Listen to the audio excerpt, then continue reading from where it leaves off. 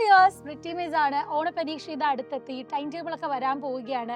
എങ്കിലും പ്രിപ്പറേഷൻസ് ഒക്കെ പാതി വഴിയിലായിരിക്കും നിൽക്കുന്നത്. ചില കുട്ടികൾ ഒന്നും തുടങ്ങിയിട്ടുണ്ടാവില്ല അല്ലേ. ആദ്യം മുന്നിൽ നിൽക്കുന്നത് ടെൻഷൻ ആയിരിക്കും. എവിടുന്നാ തുടങ്ങേണ്ടത്, എങ്ങനെയാ പഠിക്കേണ്ടത് എന്നുള്ള ഒരു ഐഡിയ ഇല്ല. അങ്ങനെയുള്ളവർക്ക് വേണ്ടിയിട്ടാണ് ഇത് ഈ ഒരു വീഡിയോ എന്ന് പറയുന്നത്. ടെൻഷൻ ഉണ്ടോ, പഠിക്കാൻ ഭയങ്കരമായി ബുദ്ധിമുട്ടുണ്ടോ, എന്നാൽ ഈ വീഡിയോ നിങ്ങൾ കംപ്ലീറ്റ് ആയിട്ട് കാണുക, നിങ്ങളുടെ ഫ്രണ്ട്സിനും ഷെയർ ചെയ്ത് കൊടുക്കാം. ഏതൊരു സബ്ജക്റ്റ് എടുത്താലും നമുക്കറിയാം, പുതിയ പാറ്റേൺ അല്ലെങ്കിൽ പുതിയ സിലബസ് അടിസ്ഥാനത്തിൽ നമ്മൾ ഇതുവരെ പഠിച്ച രീതിയിലൊന്നുമല്ല, ഒന്ന് മാറ്റി പഠിക്കേണ്ട സമയം എത്തിയിട്ടുണ്ട്. കാരണം ഇപ്പോൾ ഇതാ 2025 വന്ന സിലബസ് അല്ലെങ്കിൽ നിങ്ങളുടെ 9th സിലബസ് നോക്കുകയാണെങ്കിൽ കഴിഞ്ഞ വർഷം അപ്ഡേറ്റ് ആയതാണ്. അതുപോലെ തന്നെ ഈ വർഷം ക്വസ്റ്റ്യൻ പാറ്റേണും കുറച്ചുകൂടി ഇംപ്രൂവ് ചെയ്തിട്ടുണ്ട്. ഹയർ കോമ്പറ്റേറ്റീവ് എക്സാംസിന് നിങ്ങൾക്ക് ഹെൽപ്ഫുൾ ആവുന്ന രീതിയിലുള്ള ഒബ്ജക്റ്റീവ് ടൈപ്പ് ക്വസ്റ്റ്യൻസും അതുപോലെ തന്നെ സ്റ്റേറ്റ്മെന്റ് വൈസ് ക്വസ്റ്റ്യൻസും വരാറുണ്ട്. എങ്ങനെയാ അതെന്ന് നിങ്ങൾക്ക് ഇതുവരെ അറിയത്തുണ്ടാവില്ല.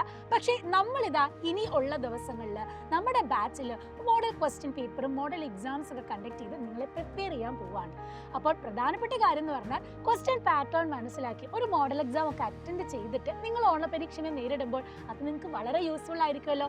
ഫുൾ മാർക്ക് മേടിക്കാൻ വളരെയധികം എളുപ്പമായിരിക്കും. അപ്പോൾ മിസ്സി നേരത്തെ പറഞ്ഞ പോലെ തന്നെ ഒബ്ജക്റ്റീവ് ടൈപ്പ് ക്വസ്റ്റ്യൻ വന്നാലും സ്റ്റേറ്റ്മെന്റ് ടൈപ്പ് ക്വസ്റ്റ്യൻ വന്നാലും നമുക്ക് കോൺസെപ്റ്റ് അറിഞ്ഞാൽ മാത്രമേ ആൻസർ ചെയ്യാൻ പറ്റുള്ളൂ. അതുകൊണ്ട് തന്നെ ഇതുവരെ ജോയിൻ ചെയ്യാത്ത കുട്ടികളുണ്ടെങ്കിൽ വേഗം തന്നെ നമ്മുടെ നിഞ്ച ബാച്ചിലേക്ക് പോരെ.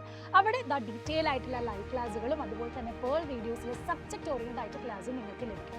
പിന്നെ ഞാൻ നേരത്തെ പറഞ്ഞ ക്വസ്റ്റ്യൻസ് ഉണ്ടല്ലോ, ഇതുപോലത്തെ സ്റ്റേറ്റ്മെന്റ് വൈസ് ആയിട്ടുള്ള ക്വസ്റ്റ്യൻസ് ഒക്കെ നമ്മൾ എന്ത് ചെയ്യുന്നുണ്ട്, ഉണ്ടാക്കി ഇവിടുത്തെ ടീച്ചേഴ്സ് എല്ലാ സബ്ജക്റ്റിൻ്റെയും സമയം എടുത്ത് പ്രിപ്പയർ ചെയ്തിട്ടാണ് നിങ്ങളുടെ അടുത്തേക്ക് വരുന്നത്. അപ്പോൾ ഈ ക്വസ്റ്റ്യൻ ആൻസർ ഡിസ്കഷനിലൂടെയൊക്കെ നിങ്ങൾക്കൊരു ഐഡിയ ഒക്കെ കിട്ടും. കാരണം 8ാം ക്ലാസ്സിലെ പോലെ അല്ല 9ാം ക്ലാസ്.